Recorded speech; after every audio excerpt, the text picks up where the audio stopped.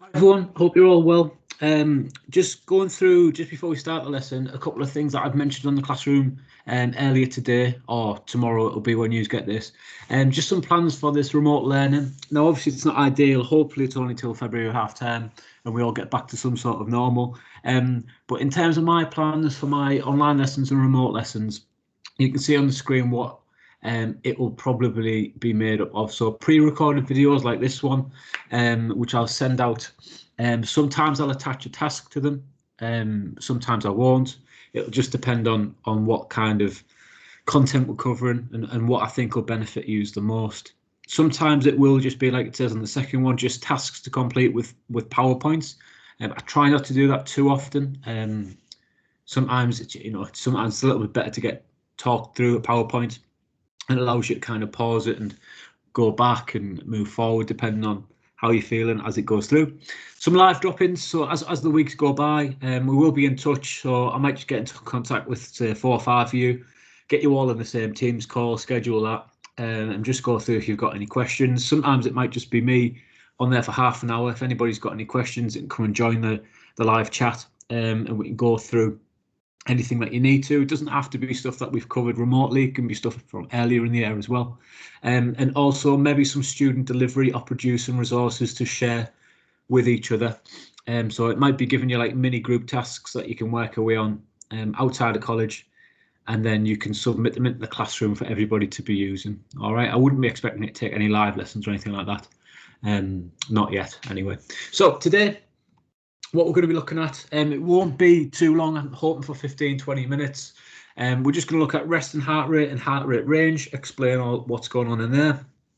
Anticipatory rise, which I think we've touched on before, but I just want to mention again, cardiovascular drift and A-VO2 difference. So it's kind of a mishmash of what's left of the cardiovascular system. So we're just trying to round that off before we move on to anything new in terms of content. All right, so in terms of resting heart rate, normally what we do is we do this bit in class. We take like your own heart rate, your resting heart rate, and see where people sat, and we'd look at why people sat at that type of resting heart rate. Obviously we can't do that at the minute.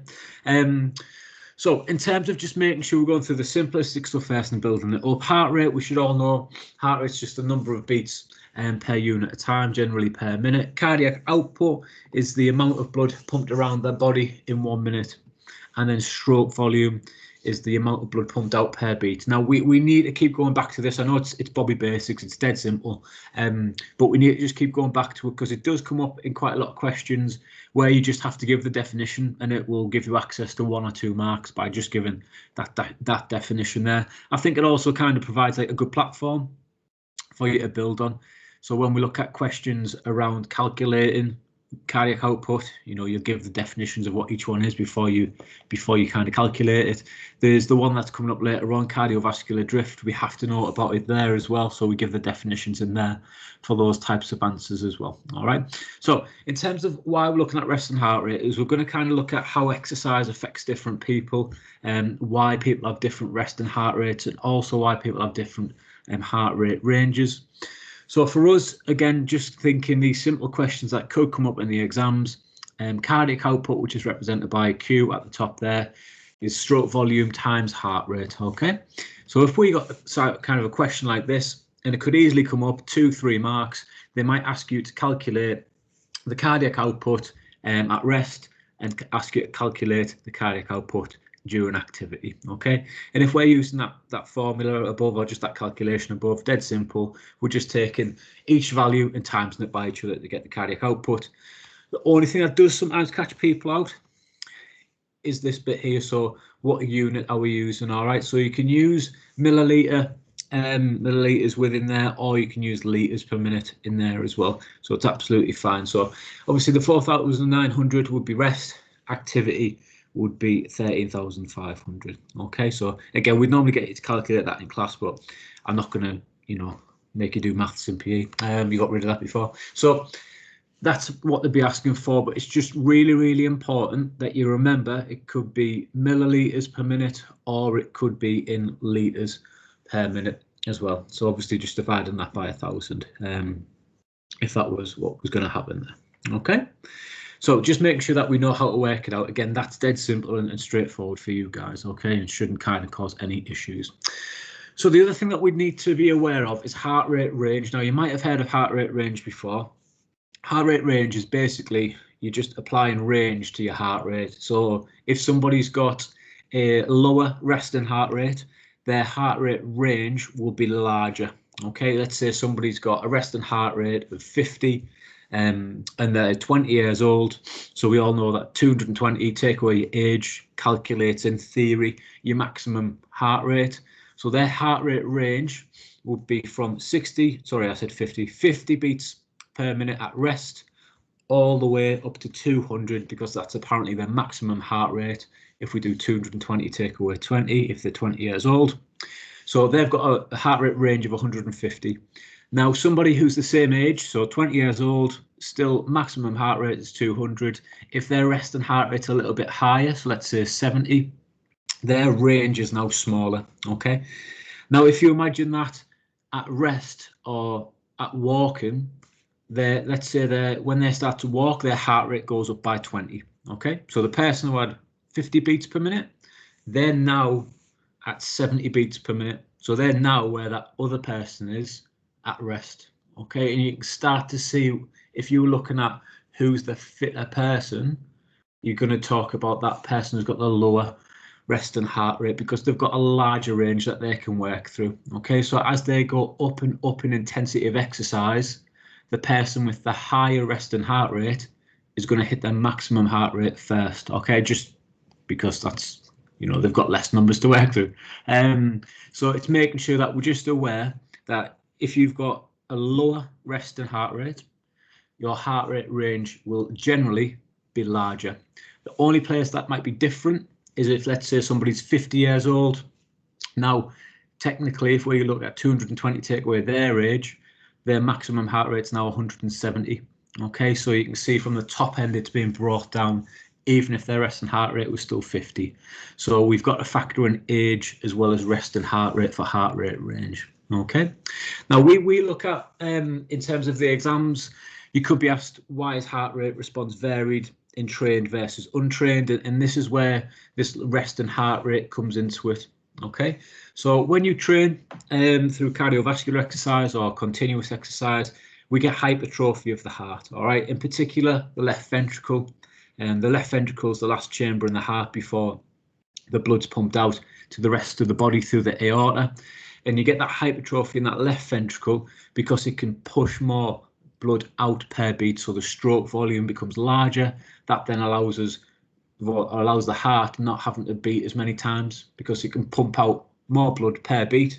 Therefore, it doesn't have to beat as many times as somebody who doesn't have hypertrophy of the heart. So that will be one reason why we get a varied trained versus untrained, because of that larger stroke volume. The higher heart rate for untrained tends to be, like we said, because the heart hasn't went through hypertrophy, so their heart has to beat more times to pump out the same amount of blood. And you can also think about traits that might go with untrained people. It might be things like diet. So have they got higher blood pressure? Have they got atherosclerosis in the system? So have they got fatty deposits in the system, so they can't get as much blood around? So there's those types of things as well that we'd also have to think about. You see this mainly at submaximal levels. So going back to that walking analogy, so if we all went out for a walk and somebody had 50 beats per minute for resting and somebody had 70 beats per minute for resting, at the submaximal level, that person with the higher resting heart rate is going to have a higher heart rate whilst they're walking than the person who's got 50 beats per minute resting heart rate. Okay, so if you've got a lower resting heart rate, you're generally always going to be a lower heart rate during submaximal exercise. Submaximal exercise is walking, jogging, a run. But if you're thinking about maximal, you won't see it as much, because obviously if they're the same age, they'll hit that highest heart rate at a similar point. So if they're 20 years old, theory says they're going to hit their maximum heart rate both at 200. What you would find is the person with the higher resting heart rate would have dropped out earlier, because they'll reach their maximum heart rate faster. whereas the person with the lower resting heart rate, because they've got a larger range to work through, they'll be able to work for that little bit longer or that little bit higher intense, more intense, before they have to drop out of exercise due to exhaustion at maximal levels. Okay, but like we said before, even if you think about somebody like Mo Farah, if we went for a run with Mo Farah and he was running at 10 miles an hour and we were running at 10 miles an hour, our heart rate is going to be much higher than his, because he's a very well-trained athlete for that event. All right, so Mo Farah's resting heart rate is probably very, very low because of the type of training he's done. So he'd be cruising, whereas some of us might be struggling to kind of keep up with him, even at a sub-maximal level. Okay, and that last little bit there kind of sums up what I was talking about then. Untrained reach a point in workload where they cannot increase the heart rate enough to keep up with the intensity. So that will be when they get to that maximum intensity. They've went through all the range, so therefore they can't keep up. They can't keep working out. Okay, they can't keep going for that event. So that's heart rate range, and just making sure that you're still aware of how to calculate cardiac output and the definitions. Anticipatory rise, dead simple, dead straightforward. Literally spent like a minute or so on this. We just need to be aware of it. You could get asked the question, what is anticipatory rise? And anticipatory rise is exactly what it says on the screen there. So it's an increase in heart rate prior to exercise. So before exercise starts, we get that release of adrenaline, that adrenaline rush before your event, before your game, anything like that, before the warm-up. Adrenaline's released and your heart rate will go up before you've even stepped on court or stepped on the pitch or the track or anything like that. Okay, and you see some people, they'll talk about feeling nervous and things like that, and that's because they get that adrenaline rush and the heart rate starts to beat that little bit more, and that for us is anticipatory rise. Okay, so you'll see it within there. So this is where exercise starts, these little dots down here. And then you can see that before exercise has even started, that heart rate, because that's all that line is there. The black line and the red line represent heart rate. That line's already increased before exercise. The only difference between the red line and the black line there is just how intense that workout is that person was doing. Okay, so you can identify from that graph there, well, the red line shoots up much faster. It never really hits a top, because once they're finished, they just go straight back down. Whereas this black line here is much more of a lower intensity, because you see the heart rate gets to a point where it's supplying enough blood around the body, doesn't need to keep beating, and then it will drop off. Okay, and this little graph that's going to link into our cardiovascular drift next as well, and you'll see why in a little bit. So cardiovascular drift, I think we've mentioned it before, but I just wanted to doubly make sure and put it in again. So if anything, or if nothing, it's a bit of revision. So cardiovascular drift, the things that we need to be aware of and we need to talk about if something like cardiovascular drift comes up in this exam. One is venous return. So hopefully we remember that venous return is just the return of blood flow back to the heart. We need to know what stroke volume is, which we've literally just went through, the amount of blood pumped out per beat. Heart rate, the amount of beats per minute or per unit of time. Cardiac output, the amount of blood pumped out around the body per minute. And blood viscosity as well. So blood viscosity just being the thickness of the blood. So we need to be talking about these 5 things in here. Okay, you can see from the graph here, heart rate called pulse rate on here, stroke volume, and then cardiac output at the bottom. Okay. Now, so what is cardiovascular drift? So cardiovascular drift, if you're looking at this here, so if we just looked at it as from the graph straight away, well, during something called cardiovascular drift, our pulse rate keeps going up and up and up, and kind of makes a bit of it plateaus at the top towards 30 and 40 minutes into this run or whatever they're doing, this cycling. It's a continuous exercise though, so whatever they're doing, it's continuous. However, around 10 minutes, stroke volume starts to drop. Okay, so there's a reason that stroke volume starts to drop, and it's to do with blood viscosity and how the body cools itself down. So in your blood, plasma, predominantly made up of water. So we lose some of that fluid from sweat from that area as well. So we start to get the blood becoming thicker. Okay, so that thickness of the blood starts to increase. And if you think about thickness of any sort of liquid, like a thick milkshake or something like that, you know that they flow slower. Okay, so this blood becomes that little bit thicker and it starts to flow more slowly. So because we get that reduced plasma and the increase in blood viscosity, the blood becomes more viscous. And if you think back to Stalin's law, which is what we did just before Christmas, well, we said it's Stalin's law, if you get more blood flow back to the heart, then stroke volume is going to increase, that ejection fraction is going to increase, okay? Whereas this is the opposite, because now we're getting less blood flow back to the heart, so we're getting less venous return, we're now going to get a decreased stroke volume, okay? And that's what you can see happening at minute number 10, okay? Stroke volume starts to drop because venous return has started to drop as well, because blood is becoming thicker.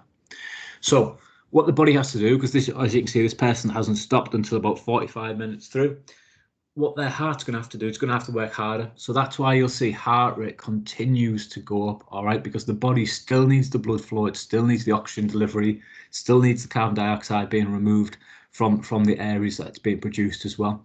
So it needs to work harder. So the heart has to work harder to keep cardiac output up, all right, because we still need that delivery for all of the working muscles. What we also need is that cardiac output to remain high, because it'll also help cool the body down. Okay, so when you're working out, the blood flow and you get vasodilation, those blood vessels are going closer to the skin, which also allows us to cool the body down. So by keeping cardiac output up, it allows us to do that. Okay, so basically it's just talking about somebody going for a run, they're getting sweaty and they're losing that fluid, so their blood becomes thicker.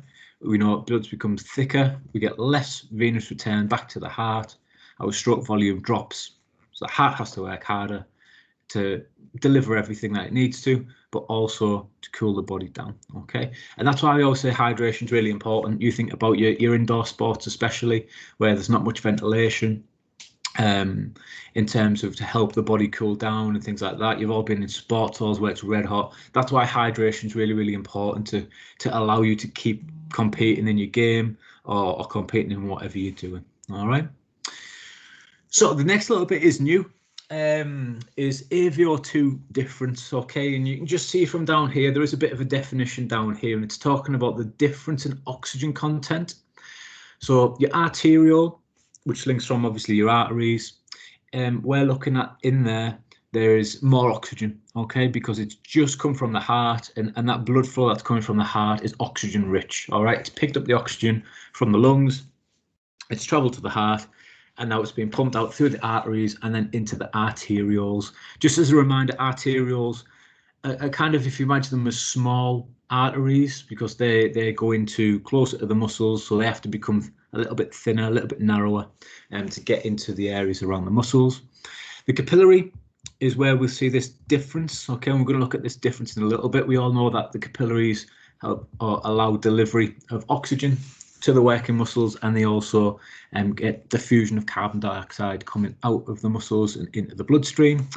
And then the venule is it's like a small vein, okay, so that venule is then going to take that blood and it's going to take it back towards the heart. It'll transport it away from the muscle, up to the veins and then into the heart, so that the heart can push that blood flow back out to the lungs, and then the full process starts again. So it'll deliver that carbon dioxide to be diffused out to the lungs, and then the oxygen to be diffused into the bloodstream, and that full process starts again. Okay, so A-VO2 difference it's the difference between oxygen content in the arterial blood, so arterial meaning arteries and arterioles, arriving at the muscles, and the venous blood leaving the muscles. So venous, veins, venules, that's the blood flow in that side of the system. Okay, so arterial blood, arterioles and arteries, venous blood flow, venules and veins. Okay, so that's where we're getting those differences in the types of blood. We can talk about arterial blood and we can talk about the venous blood.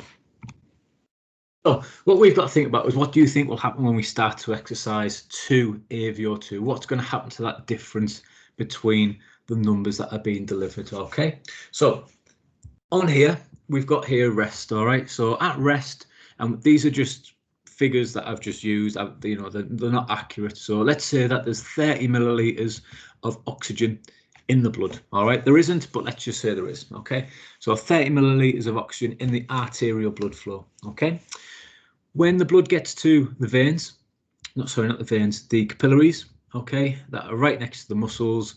Well, the muscles, because we're at rest, only need 5 milliliters of oxygen. Okay, so they've used 5 milliliters of oxygen and then said, thank you very much. On you go, don't need any more. Okay, so our arterial contents only changed by 5 milliliters because that's all the muscles needed at that point at rest. So our venous blood flow has now got 25 milliliters in their section. Okay, so there's a difference there of 5. Okay, there's a difference of 5 milliliters because that's all that's being taken. However, as you can see, as you work your way down, so then we look at low intensity. So I've said it's going to take 10 milliliters into the muscles. We've now got an A-VO2 difference of 10 milliliters. Okay, and fairly straightforward and easy to follow. As you get higher and higher intensity, the difference becomes larger, and the reason for that is because the muscles need more oxygen to create more energy, to create more ATP, so that they can actually perform what they're meant to be doing. Okay, so you can imagine this as at rest, a walk, a jog, and then a run. Okay, if you're thinking about this low intensity, medium intensity, high intensity, when you're running, your blood, so the oxygen content needs to be delivered a lot faster and a lot more to the working muscles to make sure that we're meeting those energy demands. Okay, if there's not that flow going there, we're not going to be able to maintain that intensity or a duration that'll last. Okay, so with the VO2 difference, although it's like new content, it might be new wording and all that kind of stuff, it's fairly straightforward. It basically means that there's a larger difference between arterial blood and venous blood at the higher intensity, okay, because the muscle demands more of it and needs more of it. And we've just went through that. So why is more oxygen needed? Okay. In terms of why it might change, if you think about athletes who are very efficient with what they use, they might not require as much oxygen because their body's very efficient at using it. But we're talking about the elite of the elite with that kind of example there as well.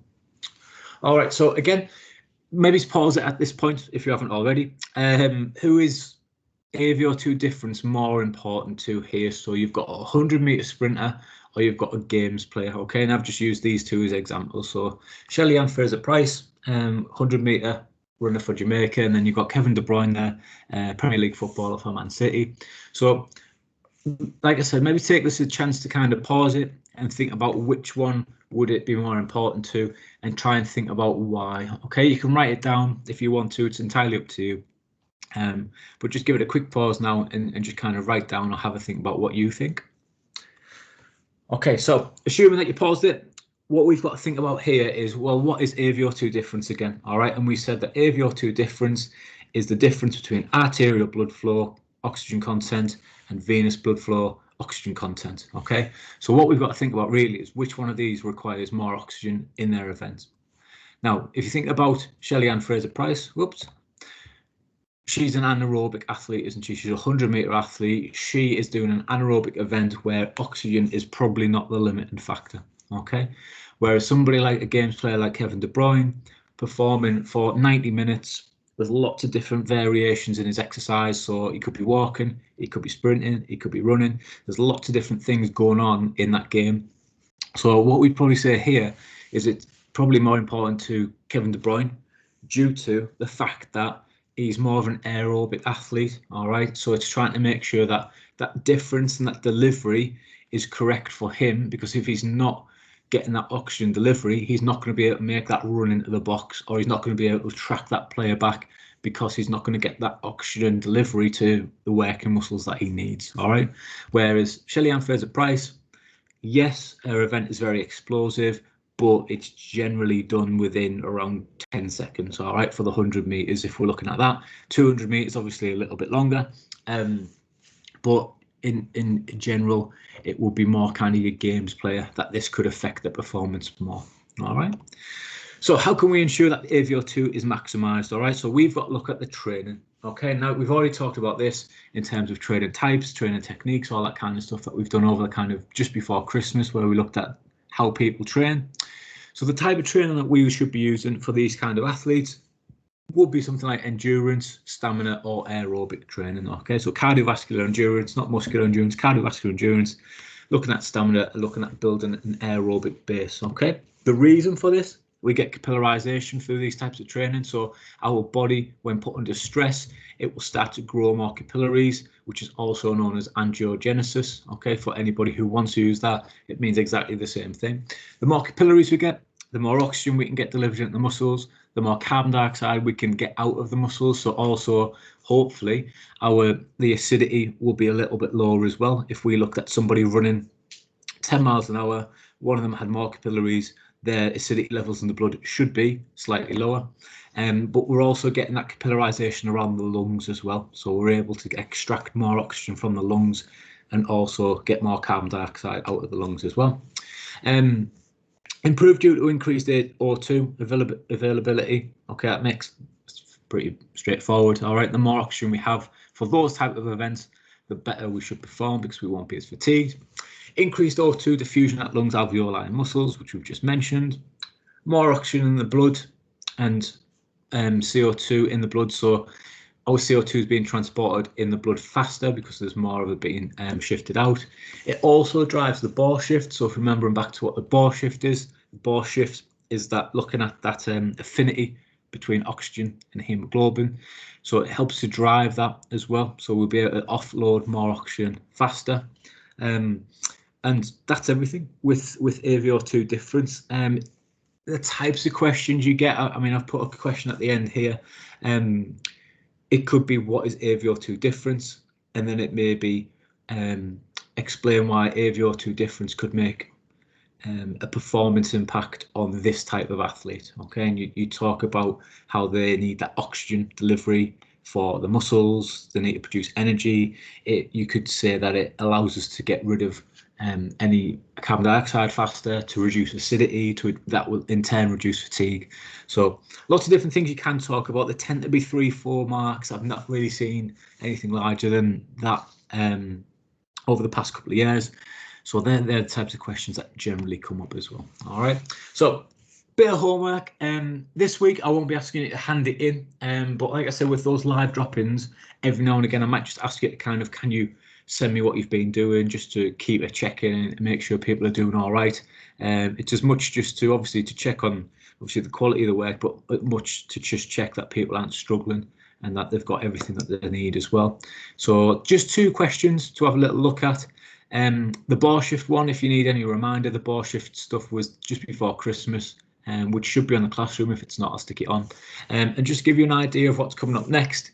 We're going to be moving on to health components and fitness components. The fitness stuff we kind of touched on today. I just want to add a little bit more into the fitness side of things, around fitness components, in terms of the definitions of fitness and how we look at fitness at A level compared to how you might have done it before. Might be similar, might not be, so we'll go over it. And then the respiratory system as well, so breathing techniques and all that kind of stuff, mechanisms of breathing, how we control it. And then we're making good pace, to be fair. But like I said, any questions about this, just get in touch. I'm always available via Teams, just a quick message. If you need a quick call, also let me know. I just pre-record these lessons because I've got a 6-year-old running around the house, so it tends to be a little bit easier for me and hopefully beneficial for you because you can pause it and go over it. And then if you've got any questions, you can just send us a question straight across and I'll answer it for you. Okay. But thanks for listening. Hopefully you're all still there, and I will catch you soon. Cheers.